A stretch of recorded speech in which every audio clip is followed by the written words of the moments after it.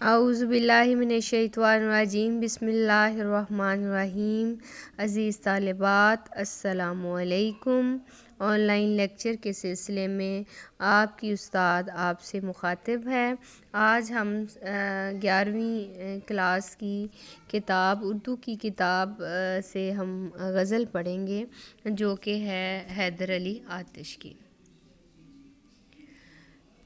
حیدر علی آتش کے بارے میں آپ کو بتاتی چلوں کہ خواجہ حیدر علی آتش دبستان لکھنؤ کے نمائندہ شاعر ہیں۔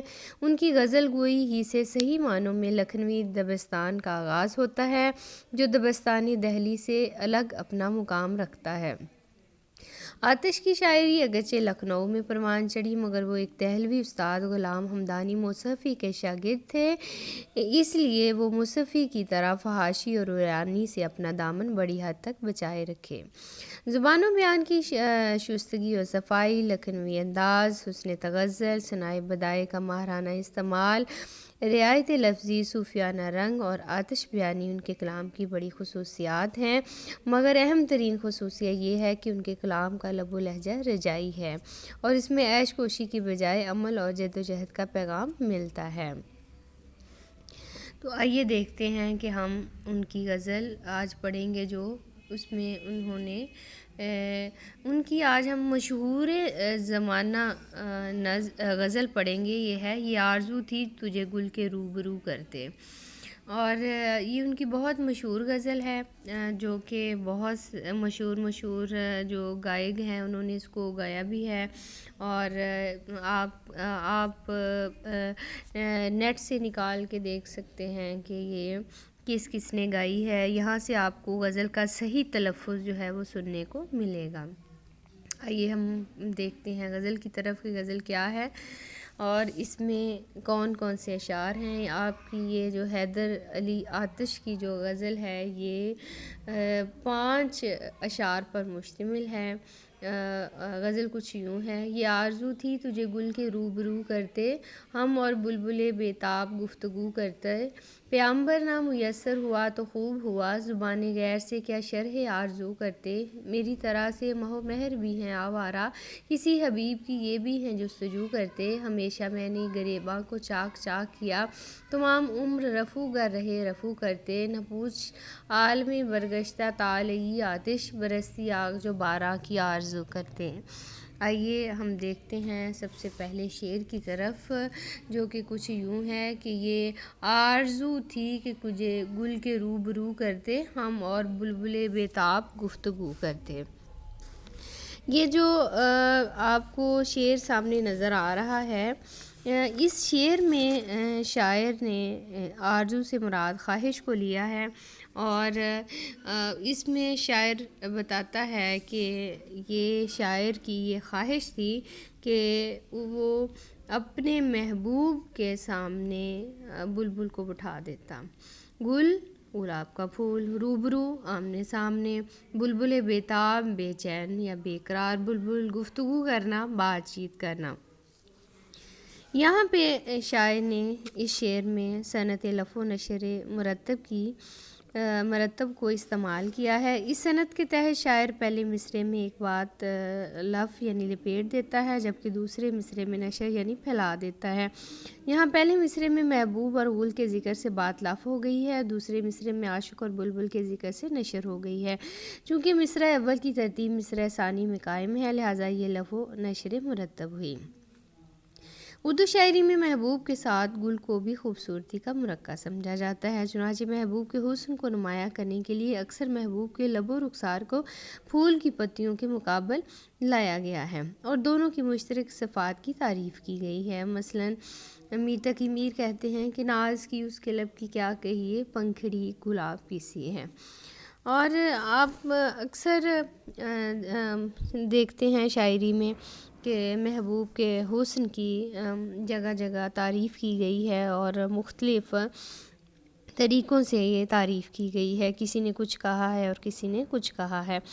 آؤ حسن یار کی باتیں کریں، زلف کی رخسار کی باتیں کریں، یا کہیں یہ کہا جاتا ہے کہ اس دل میں تیرے حسن کی وہ جلوہ گری ہے، جو دیکھے ہے کہتا ہے کہ شیشے میں پری ہے۔ یا گل شمس و قمر سارے ہی تھے، پر ہمیں ان میں تم ہی بائے بہت۔ یہ اس میں شاعر ایک سالس کے طور پر بلبل کو ایک سالس بنانا چاہتا ہے، اور وہ کہتا ہے کہ یہ میری خواہش تھی کہ میں تجھے اپنے محبوب کو گلاب کے پھول کے سامنے بٹھا دیتا، اور پھر میں اور بے چین بلبل، بے قرار بلبل جو ہے وہ آپس میں بات چیت کرتے۔ اب یہاں شاعر نے جو نقطہ بیان کیا ہے وہ بلبل کو ایک سالس کے طور پر لے کے آیا ہے، کہ میں بلبل کو دکھاتا کہ تم دیکھو کہ میرا محبوب جو ہے وہ کس قدر حسین ہے۔ اب یہاں بلبل جو ہے وہ آپ سب جانتے ہیں کہ گلاب کا عاشق پرندہ ہے، اور ظاہری بات ہے کہ محبوب جو ہے وہ کسی کا بھی ہو اسے سب سے بڑھ کر لگتا ہے۔ یہاں شاعر بلبل کو یہ کہتا ہے کہ میری یہ خواہش تھی کہ میں بلبل کو اپنے محبوب کے سامنے بٹھاتا، اور کس طرح بٹھاتا کہ گلاب کو بھی سامنے رکھ دیتا اور محبوب کو بھی بٹھا دیتا، اور پھر بلبل سے یہ فیصلہ کراتا کہ تم دیکھو کہ میرا محبوب کس قدر حسین ہے، یعنی میرا محبوب تمہارے محبوب سے کہیں بڑھ کر ہے۔ وہ تو وہ ہے تمہیں ہو جائے گی الفت مجھ سے، وہ تو وہ ہے تمہیں ہو جائے گی الفت مجھ سے، ایک نظر تم میرا محبوب نظر تو دیکھو۔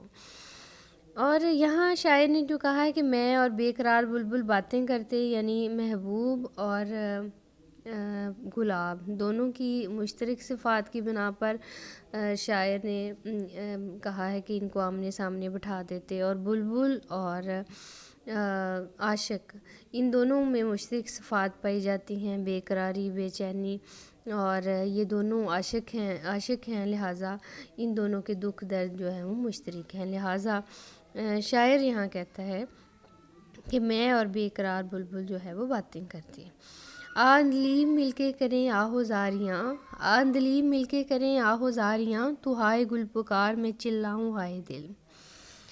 آئیے دیکھتے ہیں دوسرے شعر کی طرف۔ پیامبر نہ میسر ہوا تو خوب ہوا، پیامبر نہ میسر ہوا تو خوب ہوا، زبان غیر سے کیا شرح آرزو کرتے۔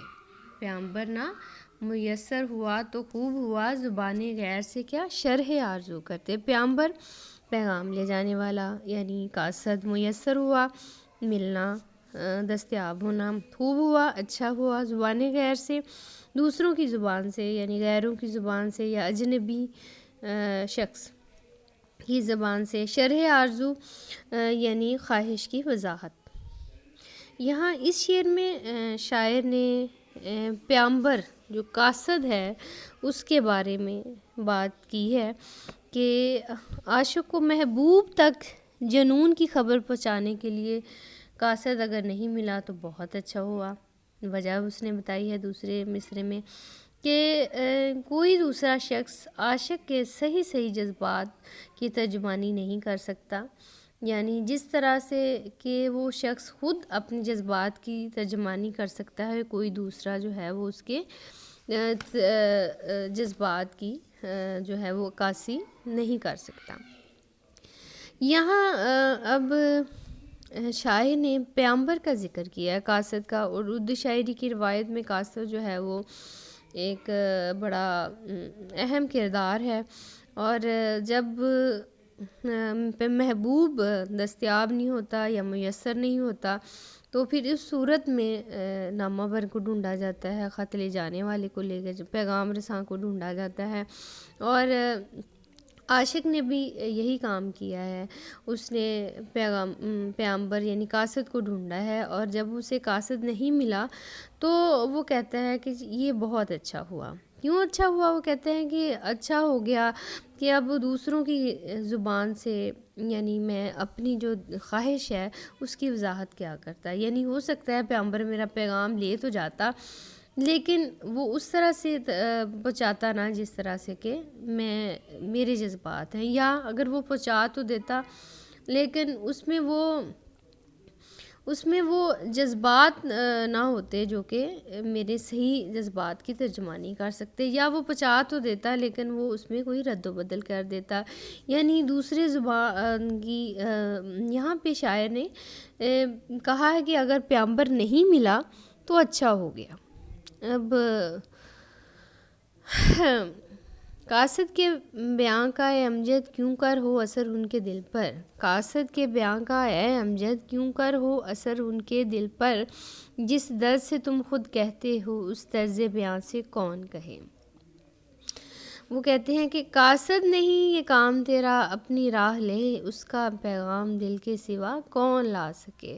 یعنی شاعر نے یہاں کہا ہے کہ اگر مجھے پیغمبر نہیں ملا تو اچھا ہو گیا۔ کیوں اچھا ہوا؟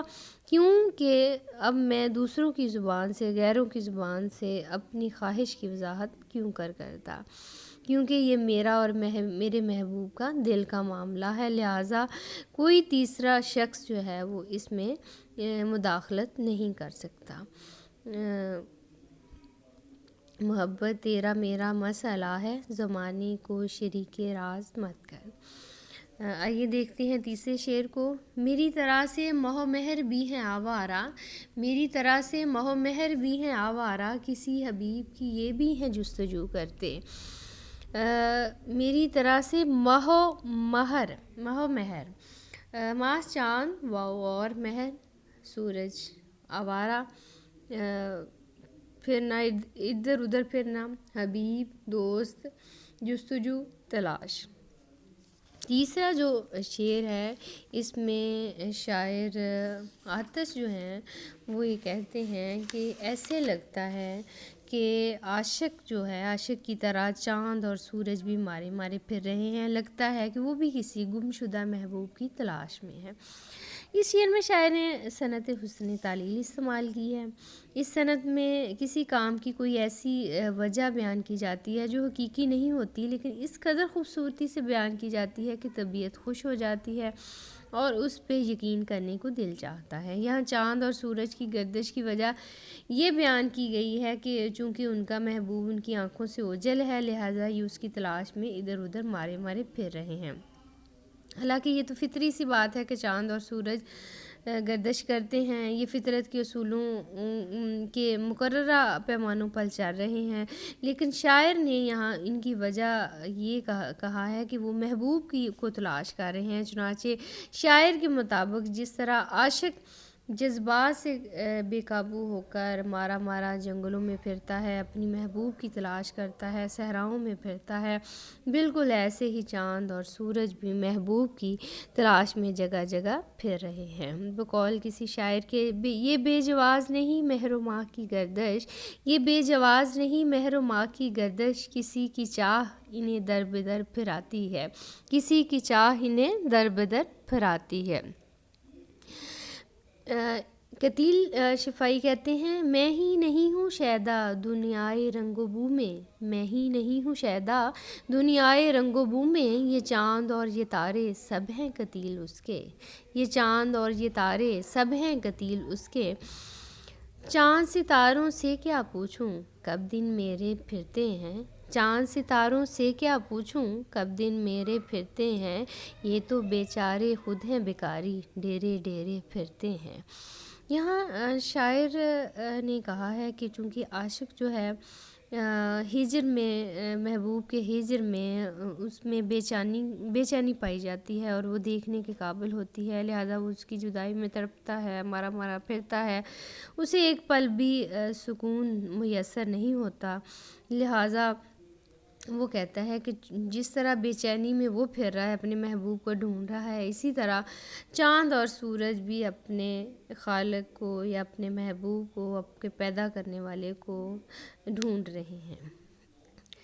اگلا شعر دیکھیں۔ ہمیشہ میں نے گریباں کو چاک چاک کیا، ہمیشہ میں نے گریباں کو چاک چاک کیا، تمام عمر رفو گر رہے رفو کرتے۔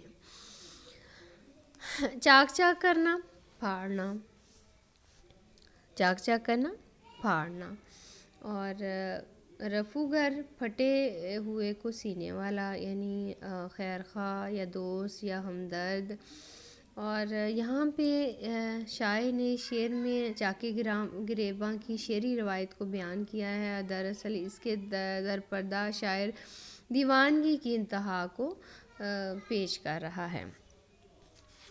اور یہاں شاعر نے یہ کہا ہے کہ عاشق نے جب بھی موقع ملا اپنا گریبان پھاڑ ڈالا، دوسری طرف رفو کرنے والے یعنی اس گریبان کی مرمت کرنے والے اس کی مرمت کرتے رہے، تاہم یہ وہ کہتا ہے کوئی یہ مستقل حال نہ تھا۔ دوست مخلص تو ہوتے تو گریبان پھٹنے کے بنیادی سبب کا تدارک کرتے، یعنی عاشق کو محبوب سے ملا دیتے، لہٰذا وہ گریبان مرمت کرتے تھے، رفو کرتے تھے اور عاشق دوبارہ سے گریبان پھاڑ لیتا تھا۔ اسی طرح یہ سلسلہ چلتا رہا۔ اب شاعر نے اس شعر میں بتایا ہے کہ میں نے عاشق کیا کرتا ہے بے چینی کے عالم میں، محبوب کی جدائی میں وہ مارا مارا صحراؤں میں پھرتا ہے، اور خصوصاً جب بہار آتی ہے تو اس پر یہ دیوانگی جو ہے وہ اور بھی شدت اختیار کر جاتی ہے، اور وہ اپنے گریباں کو چاک چاک کر لیتا ہے، پھاڑ لیتا ہے، اور جو اس کے ہمدرد ہیں، خیرخواہ ہیں، دوست ہیں، اس کے ہم بھلائی چاہنے والے ہیں، وہ اس کو پکڑتے ہیں، کبھی اس کو باندھ دیتے ہیں، کبھی زنجیروں میں اس کو بیڑیاں ڈال دیتے ہیں، اور کہتے ہیں اس کے زخموں کو پہ مرہم لگاتے ہیں، لیکن وہ کہتے ہیں کہ شاعر عاشق کہتا ہے کہ اس کا کوئی فائدہ نہ ہوا، مستقل حل نہ ہو سکا ان سے، کیونکہ وہ مرمت کرتے رہے اور وہ رفو کرتے رہے، لیکن کیا ہوا، وہ وہ اس مسئلے کے حل تک نہ پہنچ سکے، مستقل حل نہ نکال سکے۔ کیوں؟ کیونکہ گریبان پھٹنے کے بنیادی سبب کیا ہے کہ وہ اگر عاشق کو محبوب سے ملا دیتے تو اس مسئلے کا حل نکل آتا۔ اسی طرح کی اشعار ہمیں ملتے ہیں، جیسے غالب کہتے ہیں حیف چار گرا کپڑے کی قسمت غالب، حیف چار گرا کپڑے کی قسمت غالب، جس کی قسمت میں ہو عاشق کا گریباں ہونا۔ یا ایک اور شعر ہے اسی قبیل کا کہ کیا گل کھلے گا دیکھیے ہے فصل گل تو دور، اور سوئے دشت بھاگتے ہیں کچھ ابھی سے ہم۔ اس میں اسی طرح کے جو موضوعات ہیں ان کو بیان کیا گیا ہے۔ ایسا کروں گا آپ کے گریباں کو تار تار، ایسا کروں گا آپ کے گریباں کو تار تار، جو پھر کسی طرح سے کسی سے رفو نہ ہو۔ آئیے ہم اس غزل کے مقطع کی طرف چلتے ہیں، اور مقطع کو ہم دیکھتے ہیں۔ نہ پوچھ عالم برگشتہ تعالہی آتش، برستی آگ جو باراں کی آرزو کرتے، عالم کیفیت حالت، برگشتہ خرابی، طالعی قسمت، آتش کا لقب مراد اس سے آگ بھی ہے، اور بارہ بارش، آرزو خواہش۔ یہاں پہ جو یہ غزل کا مقطع ہے، مقطع غزل کا وہ آخری شعر ہوتا ہے جس میں شاعر اپنا تخلص استعمال کرتا ہے، اور آتش اس شعر میں اپنی قسمت کی خرابی کا ذکر کر رہے ہیں، اور انتہائی مایوسی کی عالم میں مایوس ہیں وہ، اور کہتے ہیں کہ آتش میری جو بد قسمتی ہے یا میری جو قسمت کی خرابی ہے اس کی کیفیت نہ پوچھیں، اس کی خرابی کی باتیں نہ چھیڑیں، یہ اتنی پھری ہوئی ہے کہ بارش کی خواہش کرتا ہوں تو آسمان آگے سے آگ برسانا شروع کر دیتا ہے۔ اس الٹی قسمت کے ساتھ نباہ کرنا واقعی وہ کہتا ہے ایک مسئلہ ہے۔ انسان خواہشات کا بندہ ہے، بے شمار خواہشات انسان دل میں پالے ہوئے ہوتا ہے، کچھ پوری ہو جاتی ہیں اور کچھ پوری نہیں ہوتی، اور اگر انسان کی خواہشات پوری نہ ہوں تو وہ پریشان ہو جاتا ہے اور وہ قسمت کو کوسنے لگتا ہے، اور بے شمار لوگ ایسے ہیں جو کہ اپنی قسمت کو خراب کہنا شروع کر دیتے ہیں۔ اس شعر میں بھی شاعر کچھ اسی طرح کہہ رہا ہے کہ انسان کی سوچ کو، کمتر سوچ کو شاعر نے اس میں بیان کیا ہے کہ انسان کہ آتش کہہ رہے ہیں کہ ان کی دعائیں، جو انسان اپنے آپ کو حقیر سمجھتا ہے یا کمتر سمجھتا ہے، اس کی دعائیں الٹی تاثیر رکھتی ہیں۔ اگر وہ بارش کی خواہش کرتے ہیں تو آگ برسنے لگ جاتی ہے۔ یعنی اس میں غور کیا جائے تو شاعر نے اس میں انسان کو قسمت سے ٹکراؤ کی پالیسی ختم کر کے موافقت کی راہ اپنانے کا کہا ہے، کہ انسان کو چاہیے کہ وہ اللہ تعالیٰ کے احکام الہی کے مقرر کردہ حدود میں رہ کر زندگی گزارے، اور دنیا اور آخرت دونوں میں وہ اس طرح کامیاب ہوگا۔ شاعر نے یہاں پہ اپنی بدقسمتی کا گلہ کیا ہے کہ وہ جو چاہتا ہے وہ نہیں ہوتا۔ یہاں اس شعر میں شاعر نے آسمان کا بھی ذکر کیا ہے، اور شعراء حضرات انسان کو آسمان کو اپنا دشمن قرار دیتے ہیں۔ وہ سمجھتے ہیں کہ اس آسمان میں چونکہ ستارے ہیں، لہٰذا جب بھی اس کے اور محبوب کے تعلقات ٹھیک ہونے لگتے ہیں تو آسمان جو ستارے ہیں ان کو گردش کو یا ان کو الٹ دیتا ہے۔ اس طرح ان کی قسمت جو ہے وہ خراب ہو جاتی ہے۔ اسی طرح کے ملتے جلتے حوالے کے لیے شعر ہیں: ہم وہ سیاہ بخت ہیں طارق کے شہر میں، کھولیں دکان کفن کی تو لوگ مرنا چھوڑ دیں۔ میں جاں بلب ہوں اے تقدیر تیرے ہاتھوں سے، کہ تیرے آگے میری کچھ نہ چل سکی تدبیر۔ خوب تھا پہلے سے ہوتے جو ہم اپنے بدخواہ، کہ بھلا چاہتے ہیں اور برا ہوتا ہے۔ تو آج کے لیے اتنا ہی۔ امید ہے کہ آپ کو لیکچر کی سمجھ آ گئی ہوگی۔ اللہ تعالیٰ ہم سب کا حامی و ناصر ہو۔ دعاؤں میں یاد رکھیے گا۔ اللہ حافظ۔